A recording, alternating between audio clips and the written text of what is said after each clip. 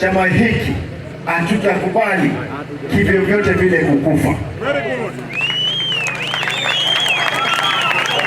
Ama mnataka tuwe chama? Mimi nataka niwahakikishie kama deputy party leader,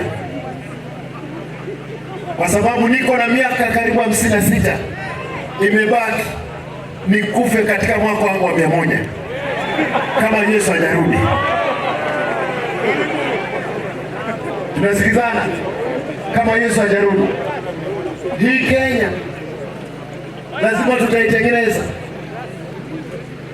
Hii Uasin Gishu, hii Eldoret lazima itakuwa ni capital city ambayo inaheshimika. Nairobi lazima iheshimike.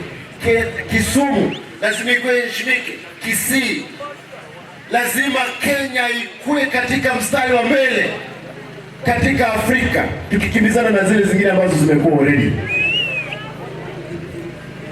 We can even surpass, I'm sure, Singapore where it is, because in 1963 we were at par with South Korea. China, which has 1.5 billion people, Kenya goes to China 42 times. It's now a superpower. We don't have people who are idlers in the streets. Hii kukimbizwa hapa town hakuna. Hata kwangu kule sijaanza kukimbiza watu town. Hii ni wakati wa kampeni. Nataka niwahakikishie wana ODM, nitaongea na counterpart wangu Mheshimiwa Mbowe, ni mtu mzuri.